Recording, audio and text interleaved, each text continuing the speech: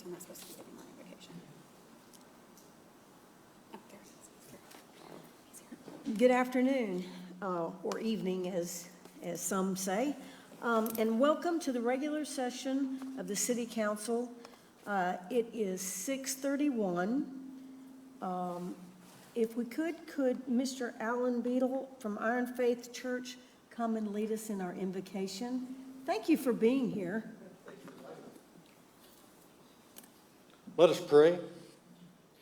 Heavenly Father God, we come to you now, Lord, and we thank you on behalf of all those gathered here today. Thank you for your many and abundant blessings. Thank you for life itself, for the measure of health that we need to fulfill our callings, for sustenance, and for friendship. Thank you for the ability to be involved in useful work and for the honor of bearing these appropriate responsibilities. God, tonight I come to you humbly and I ask you to bless this body with the wisdom to govern amid the conflicting interests and issues of our times. A sense of the welfare and the true needs of our people, a keen thirst for justice and rightness, and confidence in what is good and fitting. We also ask that you bless them with the ability to work together in harmony even when there is honest disagreement. God, tonight I pray for the agenda set before them this evening. Please give an assurance of what would please you and what would benefit those who live and work in and around our beloved city of Weatherford. Father, these things we ask you humbly, Lord. We love you and we thank you. In your name we pray. Amen. Amen. Thank you. I would like to call to order and announce that we do have a quorum, missing our Honorable Mayor Paul Paschal. Would Kevin Cleveland please lead us in the pledges of allegiance? Please stand and join me for the pledge to the American and the Texas flag. Pledge allegiance To the flag of the United States of America and to the republic for which it stands, one nation, under God, indivisible, with liberty and justice for all. Honor the Texas flag.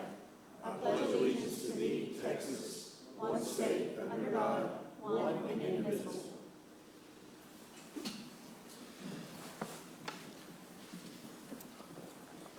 Thank you, Kevin.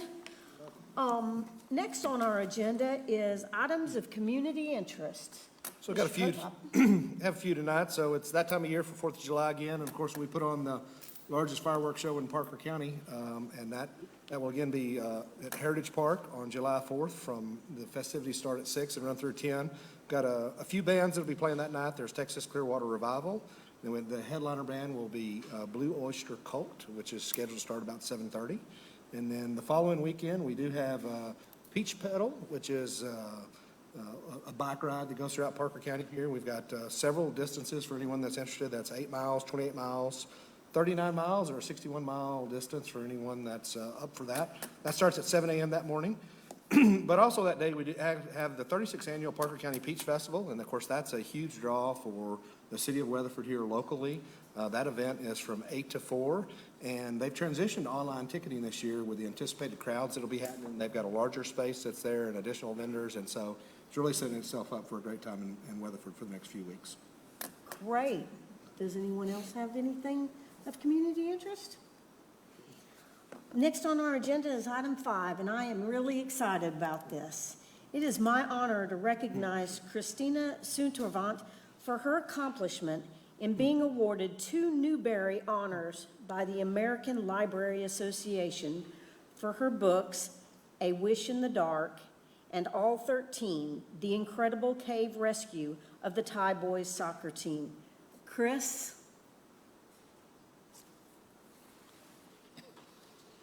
Good evening, Mayor Pro Tem, Council. I'm Chris Accardo, Director of Library Services. A thoughtful citizenry that reads and appreciates fine books is an essential building block for a strong community. But developing this resource requires someone, first, to complete the extremely challenging process of producing said literature. I'm honored tonight to introduce you to a rising literary superstar, Christina Suntorvant.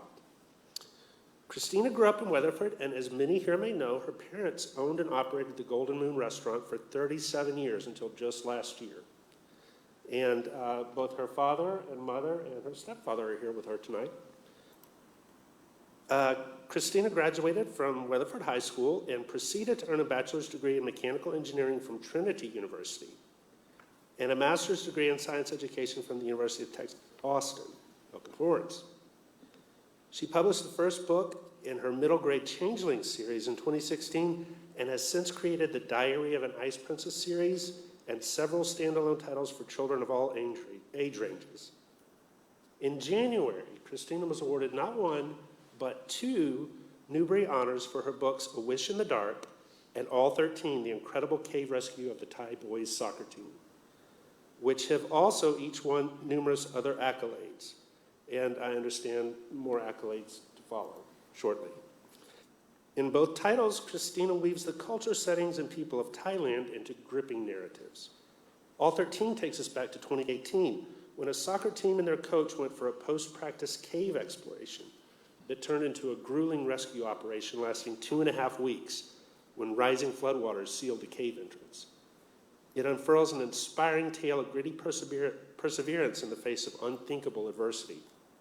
A Wish in the Dark is a retelling of Victor Hugo's Les Miserables, set in a dystopian fantasy world in which a young hero yearns for freedom and light under the crushing rule of a totalitarian state. Now, being selected for a Newbery Award puts Christina in the elite company of such beloved authors as Laura Ingalls Wilder.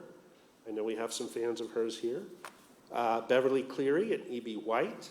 The first Newberys were given in 1922 for, as the American Library Association terms it, truly distinguished original works of American children's literature. To date, 426 titles written by 298 distinct authors or author pairs have received either a Newbery Medal or an honor, and that translates to about 1 medal and an average of 3 honors given each year. And Christina has two of those average 3 this year. So this is a field that children's publishing that has expanded exponentially since the Newberys began.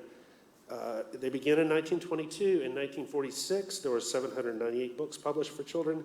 In 2009, there were an estimated 22,000 books published for children. It's a $2 billion market that continues to grow, and she has distinguished herself in this vast wilderness of books that are out there.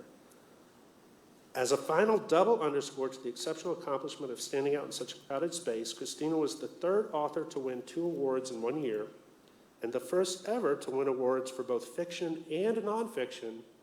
Those are distinctly different types of writing in a single year. Please join me in congratulating Christina on her extraordinary achievements and thanking her for giving us her sparkling words to illuminate our imaginations.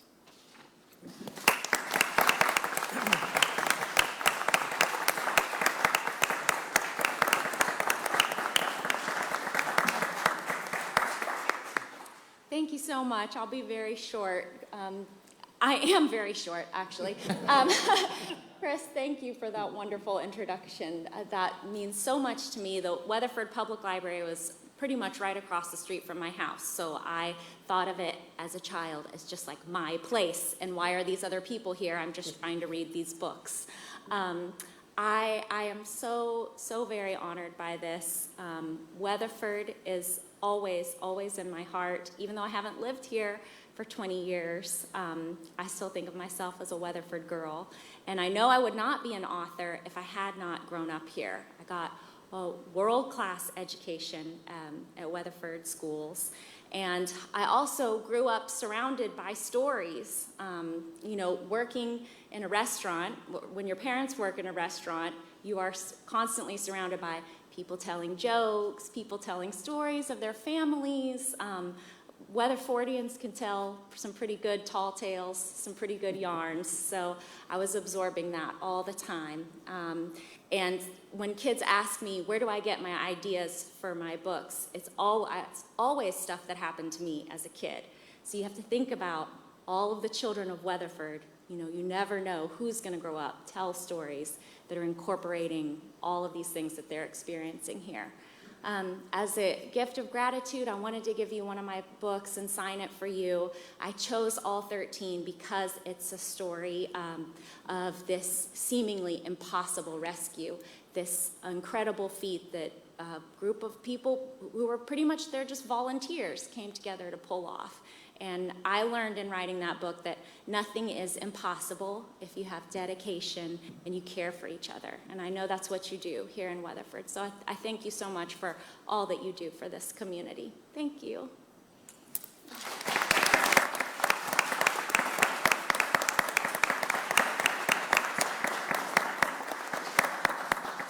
Thank you, and I'm glad to know you're a Weatherford person, and I'm sure your parents are extremely proud, but you're a shining young star that emulates everything that is great about this city. So thank you very much.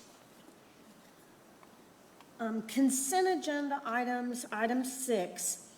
I've been asked to pull item 6I for not consideration, so we're not going to take any action on item 6I, and we're going to pull items 6C and D.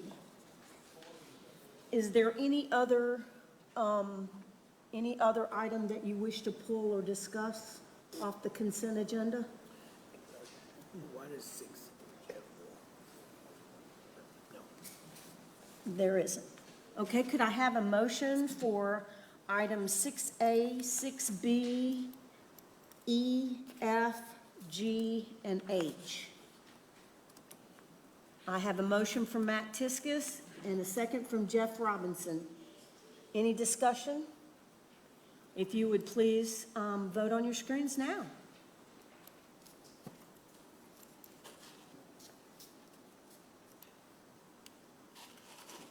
That carries unanimously. We will go now to hearing item 6C. Consider a request for preliminary plat approval for Old Oaks 44 residential lots, being a 96.689 acre of tract of land in the RS Green Survey, abstract number 543, and the T. Boyd Survey, abstract number 66, City of Weatherford, ETJ, Parker County, Texas, SBD 2021-0034. Mr. Kettner. All right, you have in your staff report, a complete staff report in your packet that outlines this preliminary plat request located out in ETJ. And this staff report outlines that this preliminary plat for 40 lots, single-family detached homes on 2-acre lots in the extraterritorial in Parker County, went before the Planning and Zoning Commission at their June 9th, 2021 meeting. And at that June 9th, 2021 meeting, staff recommended approval of the plat with 4 conditions. And that application went before the Planning Commission at their June 9th meeting, and the Planning and Zoning Commission added 2 additional conditions to the approval of this preliminary plat, which are included in your staff report as item 1 and 2 that were added by the Planning Commission, for a total 6 conditions that are placed on the approval of this preliminary plat. And staff's available if they have any questions. Does anyone have any questions? We do have some current speaker cards. Todd Phillips, do you wish to address? I will say my comments and only respond to, I'm the developer. Okay. And I will respond if others have questions or comments. Sure. Mr. Marvin Adams, if you could state your name and address, and you have 3 minutes. Thank you. Marvin Adams, 1529 Greenwood Road, Weatherford, Texas. The plat for this subdivision says it's out of the Boyd and the Green surveys. As this has gone through the process, there has been a dispute between me and the developer I own property in the Boyd survey, and his deed carved a little sliver of land out of the Boyd survey. Historically, my property, since the beginning of time, has been bounded by the east survey line of the Boyd survey. His property has been bounded on the west by the east line of the Boyd survey. Just before planning and zoning met, the developer and I worked this out and entered into a boundary agreement that solved the problem. My land is in the Boyd survey, his land is in the Green survey. The Planning and Zoning Commission placed conditions that the acreage on the plat be corrected and that the references to the Boyd survey be removed from the plat. The staff report mentions those conditions, but says the council can adopt the plat with or without those conditions. The staff is not taking a position one way or the other on those conditions. I'm here to ask if the council approves this plat to do it by incorporating the conditions placed by planning and zoning. Thank you. Okay, thank you. And that boundary agreement is attached in your packet as well. Mr. Phillips, is there anything that you want to respond to? If you could state your name and your address for the record. Sure. Todd Phillips, 211 South Rusk here in Weatherford. I did comply with those requirements related to removing the T. Boyd survey from the plat, and also the sliver of land, which is about 6/10 of an acre, was also removed. So the corrected preliminary with existing conditions and contours and final were all corrected to reflect no inclusion in the T. Boyd survey and no inclusion of the sliver of land. So I believe, I just want to confirm that, okay. So I will address other concerns as they come up, but I believe that one is taken care of. Thank you. Mr. Kettner? Yes, just as a point of clarification, there's two actions that's before you. The preliminary plat, which is this action that is item 6C that we're discussing right now, which has those 6 conditions placed on it. And these are the same conditions that the Planning Commission recommended. That's what is in your staff report.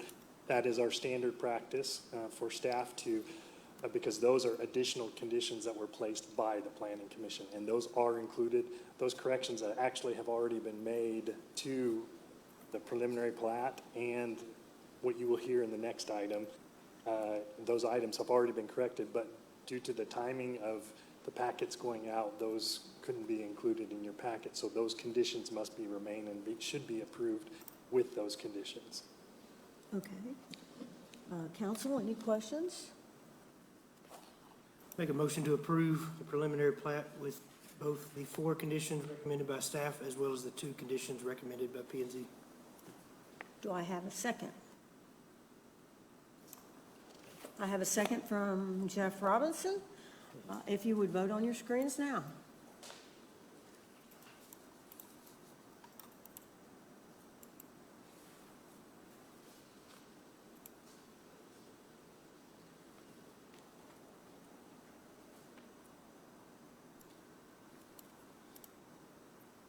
That carries unanimously.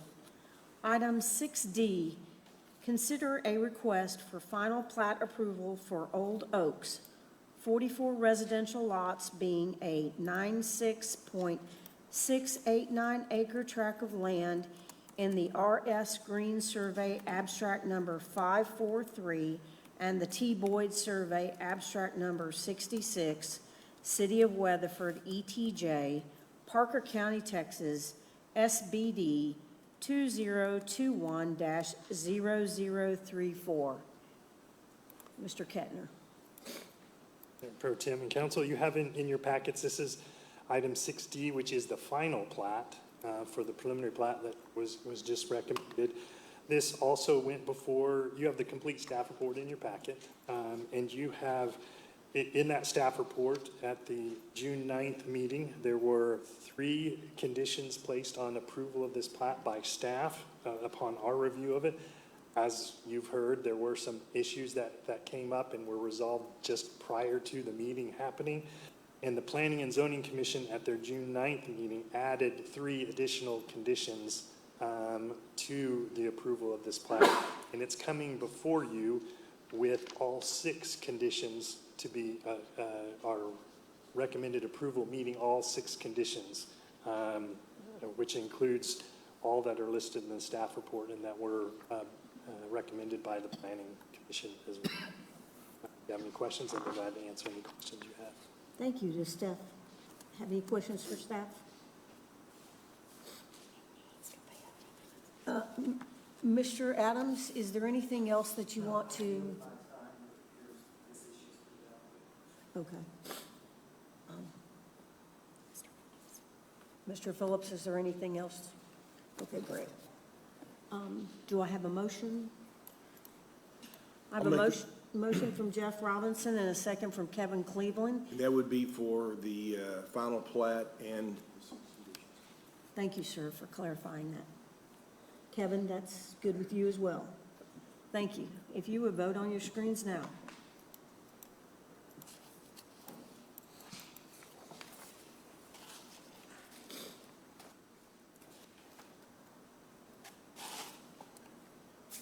That carries unanimously.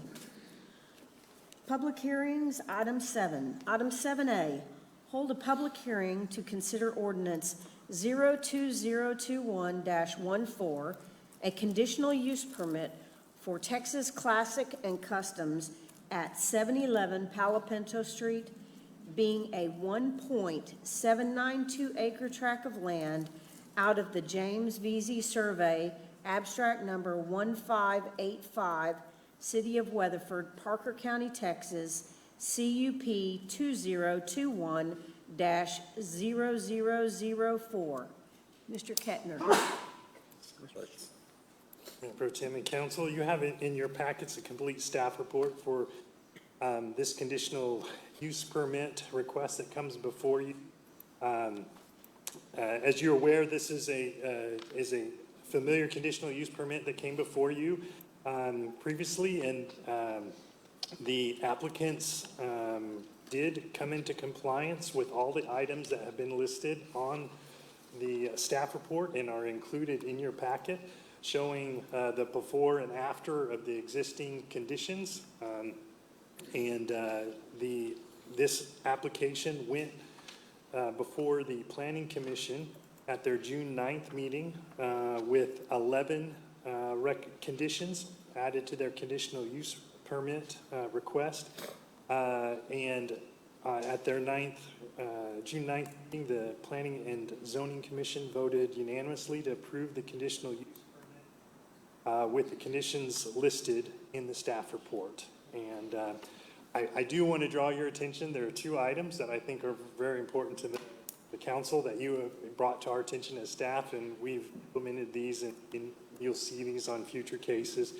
I draw your attention to item 10 and 11, which outlines that full compliance must be maintained, and if a third violation notice is issued within the 18-month period, all operations must cease until compliance is met. So it's clear and upfront to the applicant of what the expectations and consequences of compliance. And as well as that the conditional use permit will be void if not completed within the 1 year or abandoned for 180.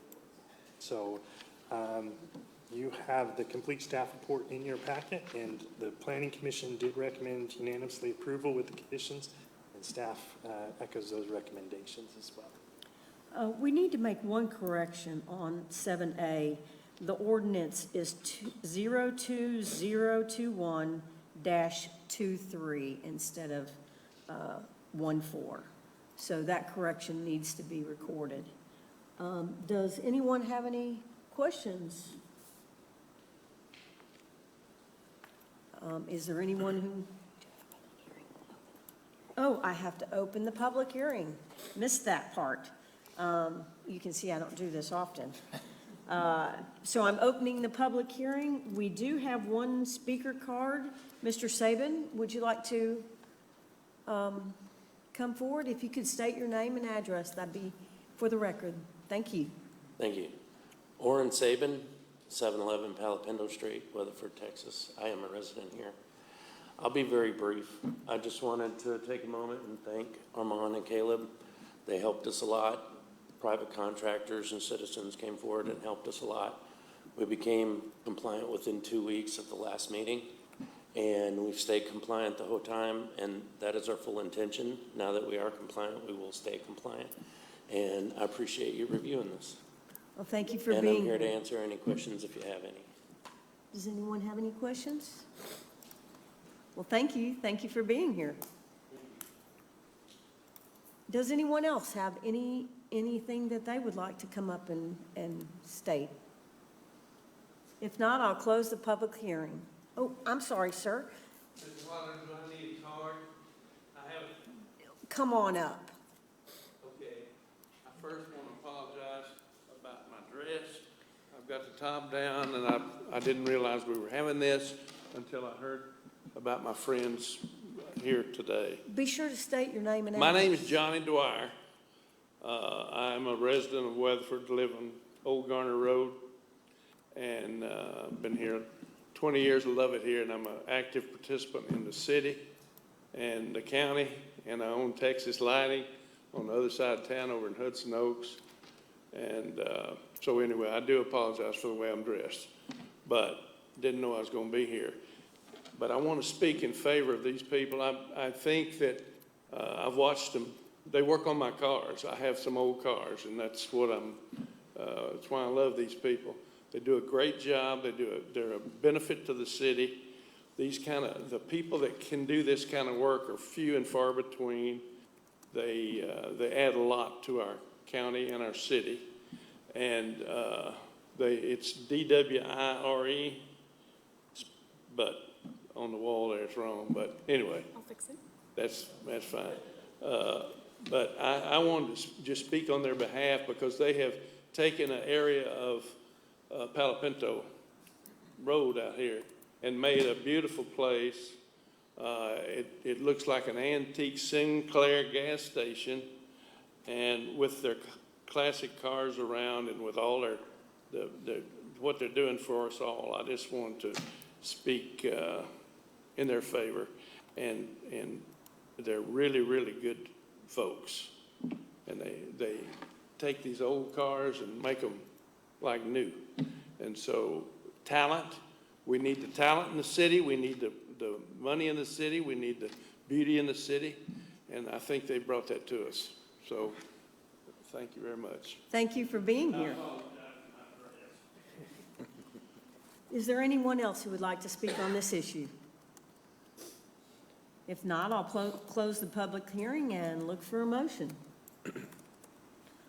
I have a motion from Jeff Robinson that is, To approve the conditional use permit. okay, and Mr. Cleveland, is that also your, I'm assuming it's approve it with the conditions, the 11 Yes. conditions. Is that your? Yes, it is. Second as well? Thank you. Any more questions? If you would vote on your screens now.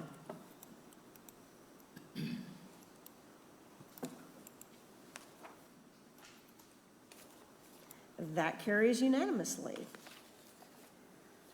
Item 7B, hold a public hearing to consider a request for a zoning change from PD, Planned Development, to CI, General Commercial, for an Encore electric substation at the lot located at 3009 East Bankhead Drive, City of Weatherford, Parker County, Texas, ZCH 2021-004.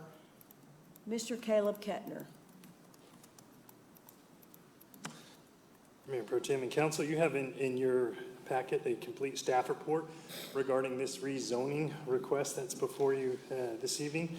This request has gone before the Planning and Zoning Commission, and I'll just highlight a few items in regards to this request. It originally went to the Planning Commission meeting at their at a May 12, 2021 meeting in which the application was withdrawn after the Planning and Zoning Commission had recommended a denial of the zoning application and the accompanying preliminary plat. The applicant reapplied and went before the Planning and Zoning Commission at their June 9th meeting. And at the Planning and Zoning Commission meeting, they voted 4-1 to deny the zoning change based on some concerns that were voiced during that hearing in regards to questions needed answered regarding the aesthetics, placement, compatibility with the neighborhood, and the impacts on adjacent property values.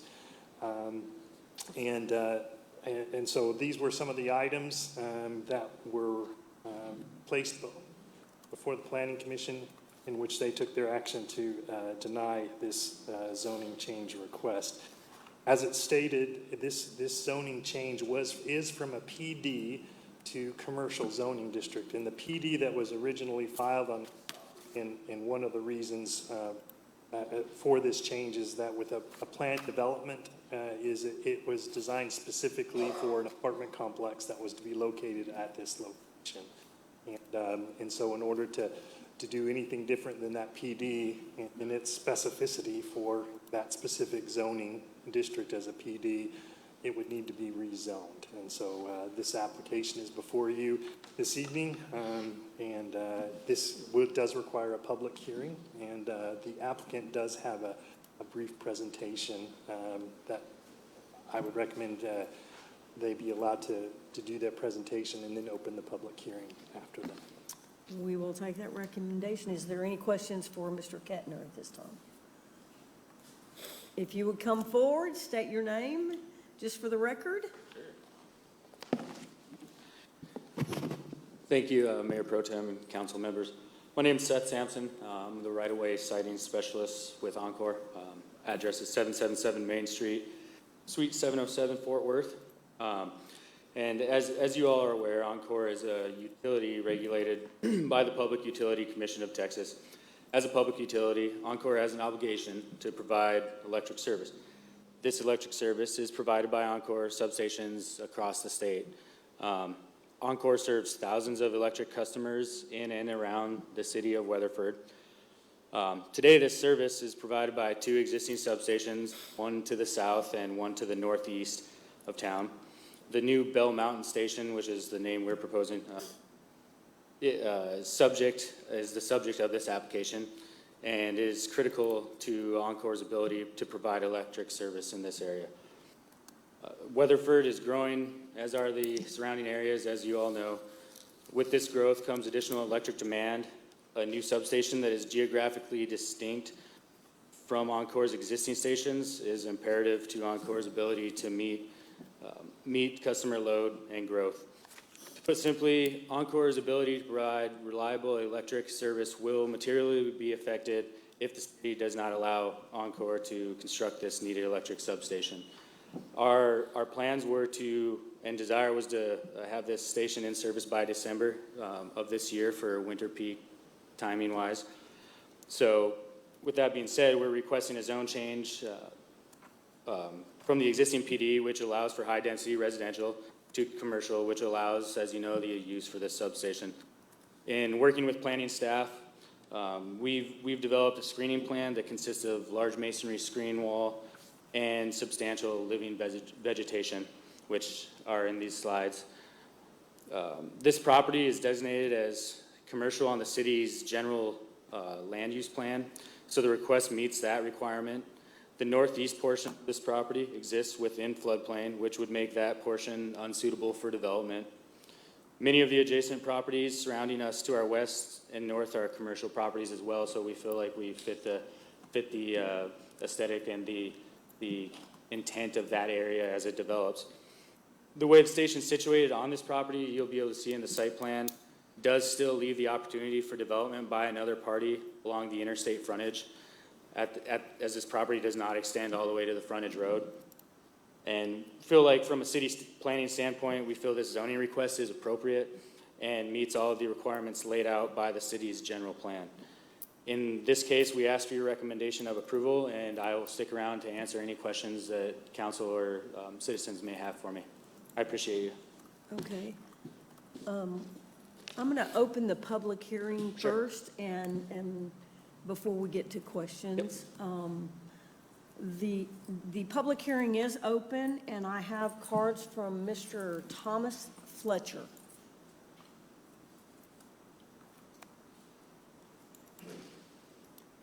Good evening, Mayor Pro Tem, Mayor and Council.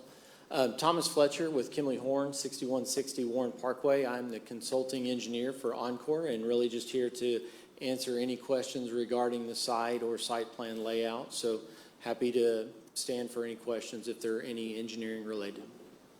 Okay, we will consider it. Mr. Mac Smith.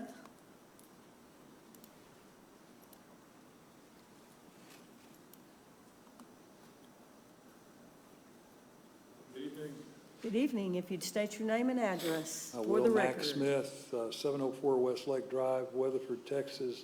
Married to Janice Smith. Co-owners with Dan Carney. This is 6 acres on Bankhead that we own.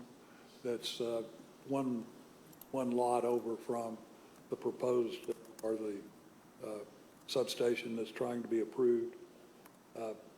I've lived here all my life. My wife and I are born and raised here. We've raised our children. I'm not meaning that counts a whole lot, but we think a lot of the community. We've done a lot to contribute, and we intend to keep on doing that. I feel like I'm fairly well acquainted with the types of services the city of Weatherford provides. We have water, we have electric there down Bankhead, and it's more than suitable and more than sufficient for that area.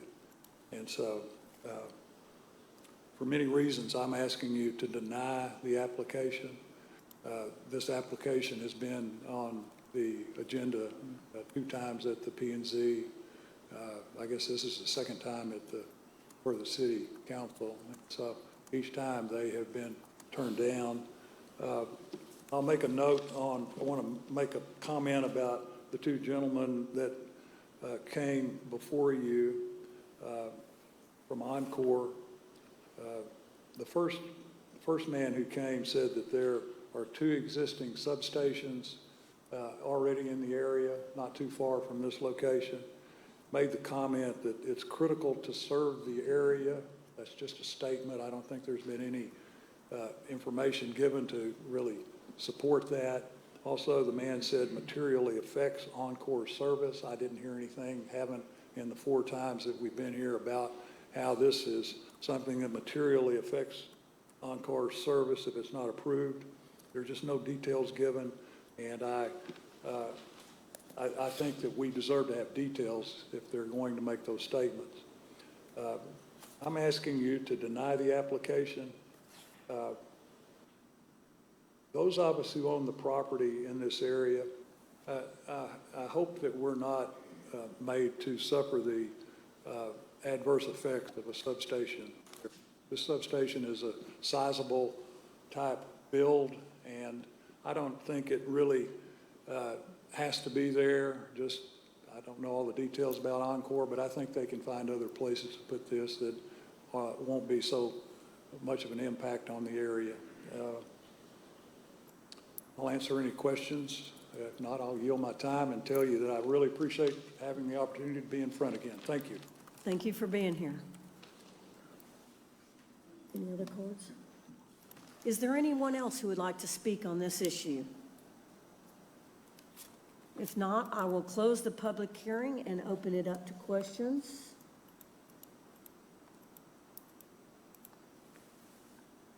Go ahead. I have a few. Yes, sir. I'm sorry. Seth? Yes. Yes, sir. Is it my understanding, is this correct, this substation being built if it were to be built in the city limits of Weatherford, the majority of citizens that it serves are citizens outside our city limit to the east of us. Is that correct? No, actually, as I stated before, we currently have thousands of customers that are within city limits of Weatherford. We have customers all over the region, but it's largely based off of the growth in Weatherford and in the region. On our call, you'd stated that the majority of this was for load growth east of us. That's what Mr. Kittner and I were part of a Zoom call where you'd stated that. I think actually what I said was that it is for the East Weatherford Growth Corridor is what we call it. So as you all know, east, coming into town from the east, you can see all the growth in the area. So a lot of that is within Weatherford. A lot of that is in the surrounding areas. The location of this station is geographically in the middle of two existing stations that we have, like I mentioned, one to the northeast, one to the south. Those stations currently serve residents within Weatherford city limits and outside of Weatherford city limits, residents within Weatherford's ETJ. Those stations are loaded right now for us. They're to the max. So this would in part ease the loading restriction or the loading strain on those stations, which do serve Weatherford residents and the residents in the region. So it's really is a mix of both. Do you have any idea, like you say thousands, how many thousand customers do you have inside the city limits? The last meter reading that we took was, I believe the approximate number was 2,240 around there meters in the city. So that could, within the city limits. That's just within the city limits. It's not within y'all's ETJ. So that can be commercial properties. That can be multiple residents living at a single meter location. You have any idea how much this expected growth, how many more customers you're trying to acquire within the city limits, within 2,000 so now already servicing? How many more are you trying to, or hoping to serve? I don't have that number. It's strictly based off of reliability for what we have now and future growth. So what those numbers are, I couldn't predict the future, but I mean, we know the growth is coming. You guys know more than anybody that growth is coming to the region, but as far as the specific numbers, I don't have those. And you mentioned within the city limits, you know, as you guys expand in the future, if that does happen within the ETJ, that also is a factor into where that city limits number moves for us. So, If we do not approve this, what would your plan be? You know, we'd have a lot of options that we would have to discuss internally. I don't know if that decision's been made yet. Okay. And did anything change on your application? Because you applied twice before P&Z. So did anything change from the first to the second application? From our first application, we, you know, after hearing the concerns of the residents and Planning and Zoning Commission, we decided to step back and try to reach out to the adjacent property owners who had voiced their concern.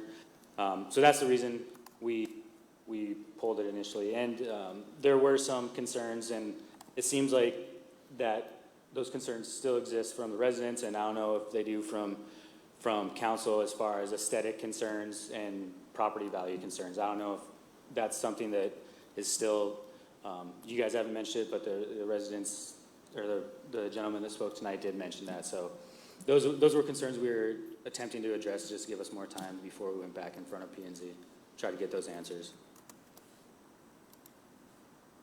If I could add to that, the initial application did not have any of the landscaping as part of that. So originally, the initial submittal was just the masonry screening around the substation. So the second application came in. We added tree plantings along East Bankhead and then also along the eastern and western sides where the adjacent property owners voiced their concern about the visibility of the substation. So there was adjustments to the layout. Any other questions for Mr. Sampson? Any thought to expanding the existing substations that you already have in place? We do look into that. In this case, there's not room for us on the existing stations. In talking to the station engineers that actually put the things together and build them, they didn't think they could make that work, and we did look into that. Not only that, we would have to be able to find a willing landowner to sell to us as well in those locations. And as you know, our process, it's been difficult to find that. So in this case, that would not work for us. Is that as much of a driver as anything, the willing landowner comment? It's one of many factors. Yeah. Just like any developer, we do need to find a willing landowner. But again, the geographic location that is ideal for providing reliability, just because of the location between those two existing stations. It reduces feeder lengths, which again is a reliability improvement. So there's many factors, but that's one of them. The reliability is a major factor for us. Do you have any sense for the impact on property values for other projects that you've done on surrounding property values? I didn't catch the first part. Do you have any sense on other projects that you've done similar to this on the property values to the surrounding properties? Sure. So your question regarding property value. I do have some slides here. As you know, we do stations all over the state and Metroplex. What we have filed were a few,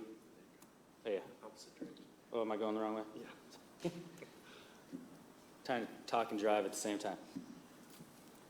What we do have is a few examples of stations that we've done throughout the Metroplex that you'll see examples of the adjacent to single family. You'll see examples here of, it looks like, adjacency to commercial property values.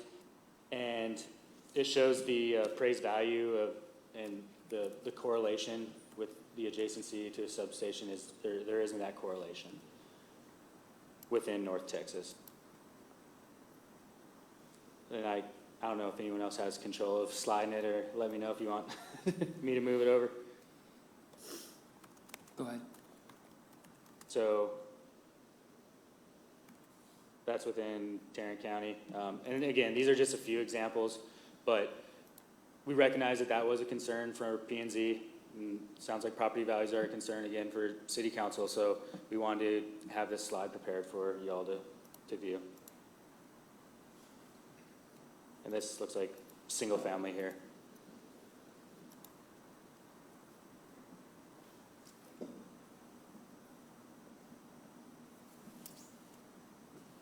Are there any other questions? Hey, can I go back to one thing? You mentioned about landowners and willing landowners for substations, and that the existing substations couldn't be expanded because of that. I think, and I don't know if you're aware of this, but you have a substation on City of Weatherford property. I'm not aware of that. Is that one to the south or to the northeast? I would probably consider it southwest, more than likely. It's right off Tin Top and Bethel Road. Have y'all looked at expansion of that? You know, our right-of-way agents have been looking actually in this area for a better part of 2 years. One of the reasons this property specifically works best is that there's already a transmission line running across the property line. We need to be close to a transmission line. The further away we get from a transmission line, the more difficult it is to get that reliability and shorten feeder lengths, which is what we look for. So the fact that a transmission line exists on this property is huge for us. But to answer your questions, I'm not aware of any conversation that we had if that is on city property, but yeah, the transmission line is really a huge factor for us. And again, just the geographic location, it's right in between these two existing stations. Transmission line goes by there too, I think. Okay. Yeah. Any more questions? Well, thank you for being here. Thank you. Does anyone have any more questions for Mr. Kettner? No. Discussion, your thoughts? I'd like to ask James a question.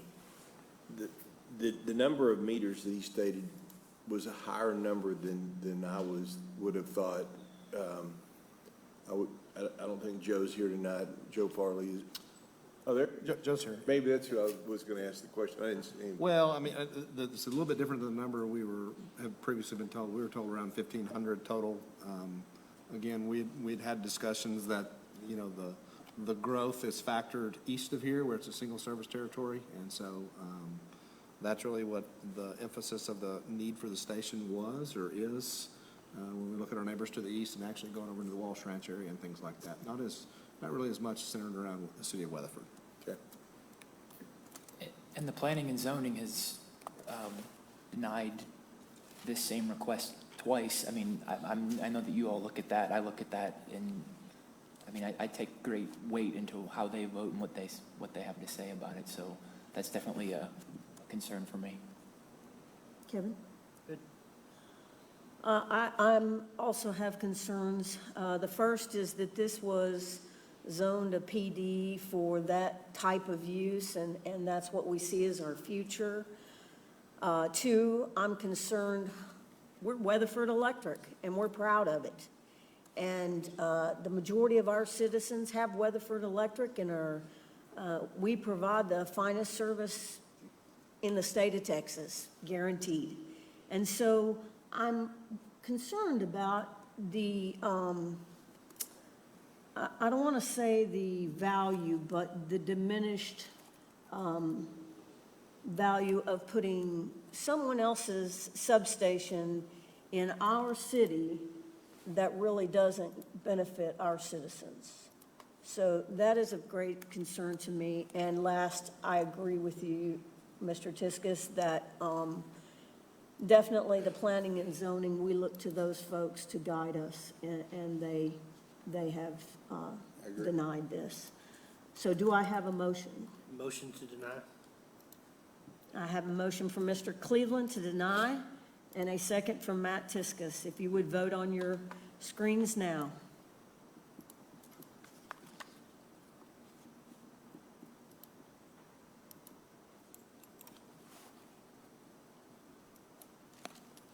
That carries unanimously. On to regular agenda items.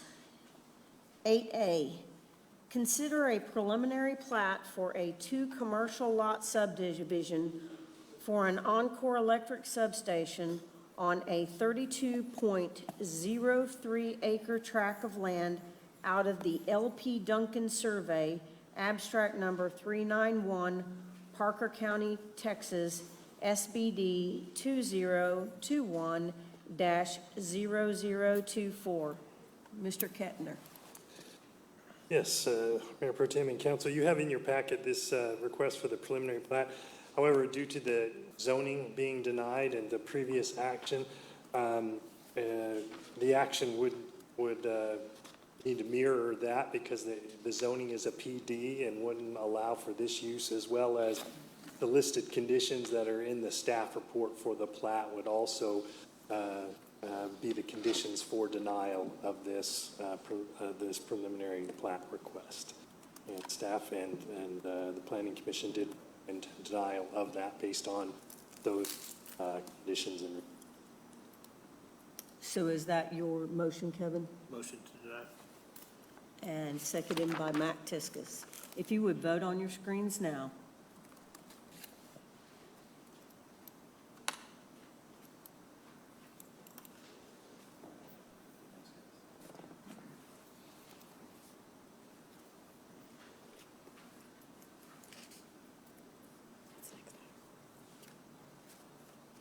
Okay. That carries unanimously.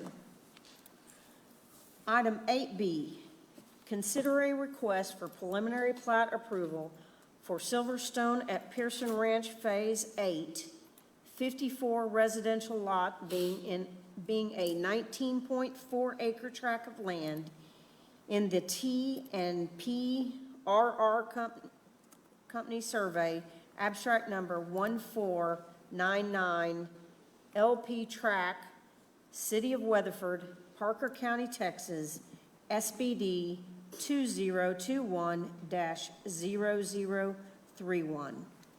Mr. Kepner, you're the man of the hour.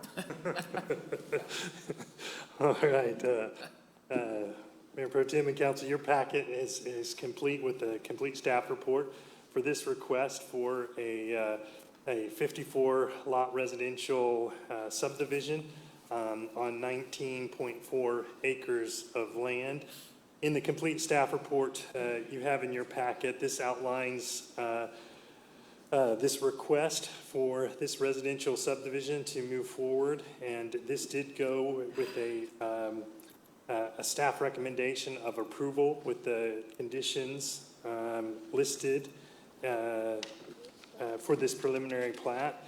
And one of the concerns that came up with this plat as it came before the Planning and Zoning Commission, and the Zoning Commission had some discussion in regards to their vote to approve with conditions the plat, with the added condition that that pursuant to a TIA, which has not been performed yet on this project, or that traffic impact analysis, that some form of pedestrian crossing either over, under, or through the Rick Williamson Loop be installed for access to the elementary school and the subdivision amenities, which is just part of the overall Silverstone and Pearson Ranch plat. And that was one of the concerns that they added as a condition, that pursuant to a traffic impact analysis, that be reviewed and looked at.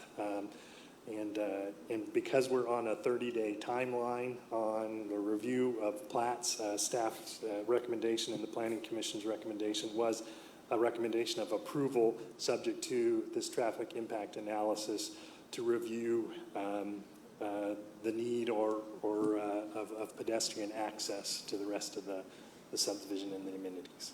If you have the questions, I'd be glad to answer any. Any questions? Okay, if not, we have a couple of speaker cards. Mr. Adam Reeves, if you could come up, state your name and address, and you have 3 minutes. Thank you for being here. Absolutely. Thank you for having me. I appreciate it. Thank you, Mayor. Thank you, council, men and women. Men, apologize. Adam Reeves. I'm at 6500 West Freeway in Fort Worth, Texas. I represent the developer Lackland Holdings on this. I'm with Pape Dawson Engineers. We have worked with the same developer on Phase 7 and Phase 9 across what will be the East Loop here shortly, probably within the next year or so it will be developed. So I think all things considered, the case itself is relatively straightforward for what we're asking for. It's in theme with the Silverstone development on the east side that we've done so far and has been successful for our group. The question of the traffic and the crossing of the loop, we do not have a TIA done yet. We are working on it. Expect probably the next week and a half or so to present that to staff for their review. We've worked, Bill Smith is not here, Nick Benson is. We've worked with both of those folks, with Armand and Caleb as well, to understand their concerns, their desire for what that study looks like. So we make sure what we present to them is going to be what they're looking for. We've also been in contact through the whole phase back to Phase 7 with the county's engineer, Freese Nichols, their consultant, as to just interaction between the projects, the phases, the loop road itself. With the question that came up at P&Z, we're discussing that with them as well too. The questions there obviously just become that is a county roadway. They're controlling the design, the construction of everything. That what questions, concerns, issues they may have with whatever we propose in that area. So as a function of our projects, whether we're doing this or not, we're trying to work with them as well, just holistically to make sure that when both projects, ours and theirs, are built, it's as seamless as can be for that area. So understand the concern. We're looking into it. We're making sure that we present that TIA. We've got some recommendations or suggestions that we can discuss with staff and see if does it make sense? Is it safe? I know I would say the over request is I don't think very feasible to have elevated walkway across the loop for price concerns, just for the county not wanting to manage that, or ultimately if that goes over to the city of Weatherford, I'm talking to the county engineer if that happens or not, if that goes over to the city's purview at some point down the road. Under was considered. They have culverts in their plan. One of the culverts is 3 foot tall. Another section of culverts is actually 5 culverts, but it's only 2 feet tall. So they're small children that will be crossing, but that might be too small for them through there. But we're working with them, and So we're trying to see what can work, what makes sense. I don't know where we'll end, but we're working with them, we're working with staff, we're making sure we're going to do something good for the community that we can make work for everyone. So if there's further questions, I'm happy to answer them for you. What amenities are located across the street for the other phases that are not on this side? There is a pool and I'll say not splash pad area, but more of a toddler, young child little pool. As you come in Silverstone Drive up Oak Ridge on the east side of that existing development, that's where that main amenity center location is. If Elon Musk can figure out how to dig under LA, surely we can figure out how to get a little something under the loop here to get kids back and forth. He's got a lot more money than us. Give him a call. We can get him on board. That'd be great. Thank you for being here. Thank you, Barry. What is the history of this phase in reference to the planning and timing of the loop? As far as, and this might be a Caleb question, as far as initial offerings, so typically when something like this comes in, all the amenities are proposed in one big piece, even though it's multi-phases. Was the loop thought of when this phase was added to, and was it considered that the amenities would be part of? Right, this actually wasn't included in their overall master plat other than as a large parcel of land. And I think we may have an image of their master plat when that came through. It was just shown as a large parcel that existed over there. And I think probably the main concern was because that was the early discussions of whether the road would go through there. I wasn't here at that time, but that was one of the things that was there. And again, the major concern for the Planning Commission, really, I think it boiled down to was just safety. If kids were going across to the playground or the pool or walking to school, as long as the TI gives a safe option for them, I think we're open to any safe option for pedestrian access. And so.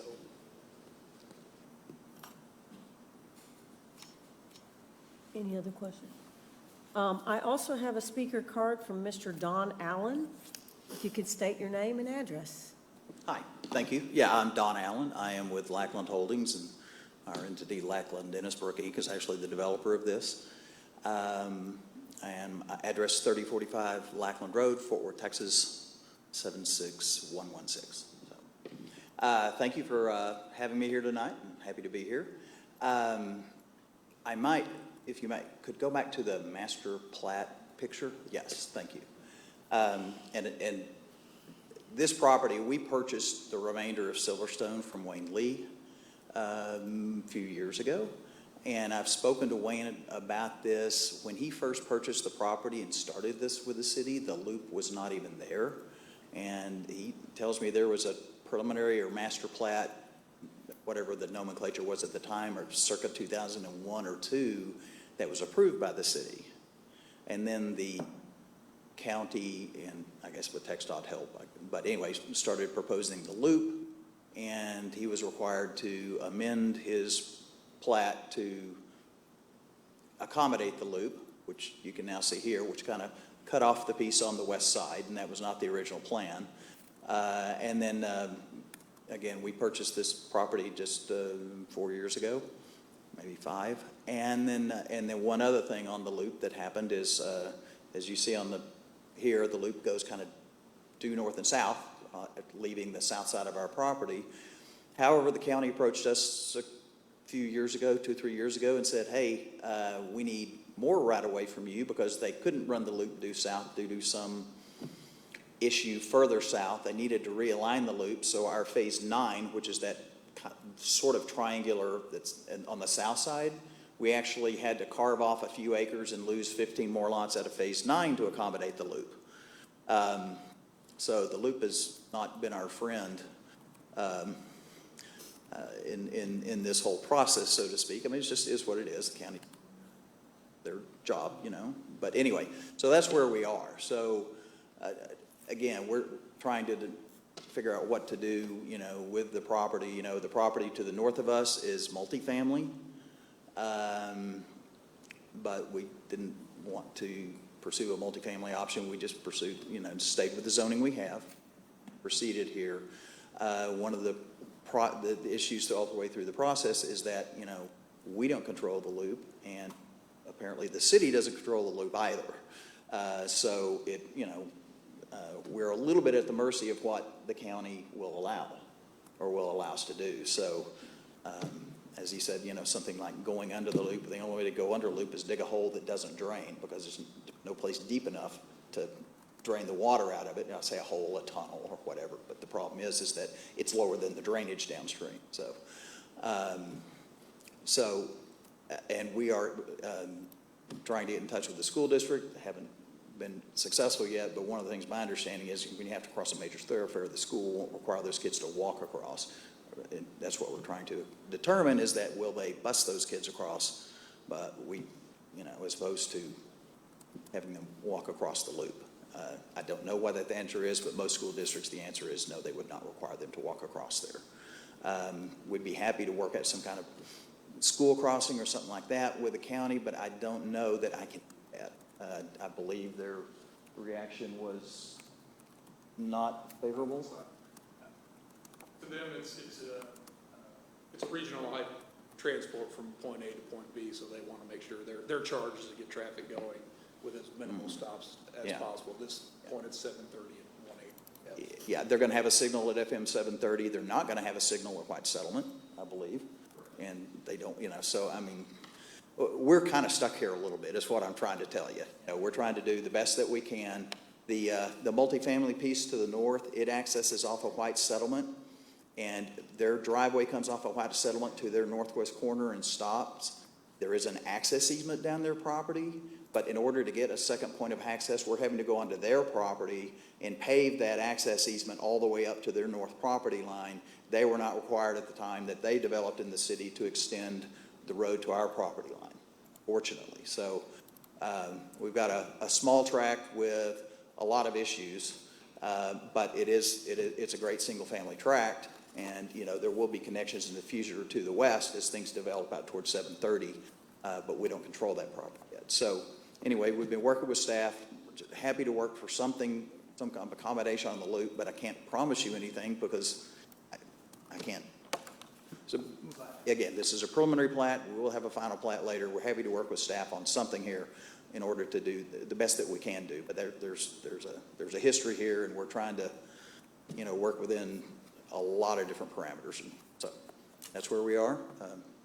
But we've been happy in our developments here. And you know, Silverstone's gone great so far. Phase 7 is almost built out. Phase 9, we're paving streets right now, and you know, it's successful. A lot of demand. It's a great community and great neighborhood, and all of our home buyers have loved it there so far.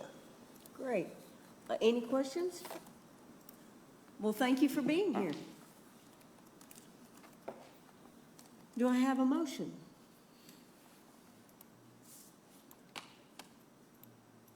I have a motion from Matt, I'm assuming with the suggestion on the Correct. conditional use. Right.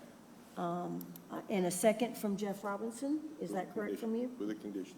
Yes. I'm sorry, what was the motion? With the conditions. Okay, To approve. To approve with the condition. okay. All in favor, say aye, or vote on your screen. Let's not say aye. We can do both if you like. There we could.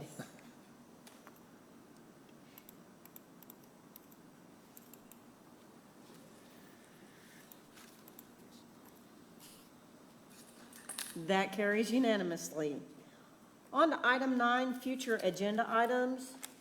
Does anyone have a future agenda item that they want to bring up?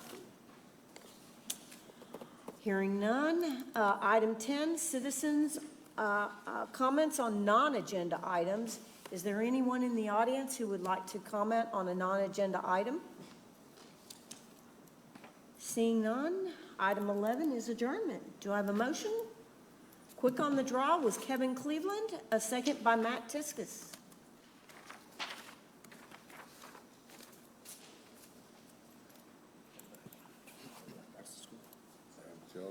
That carries unanimously. We are adjourned. Thank you for coming. Kevin.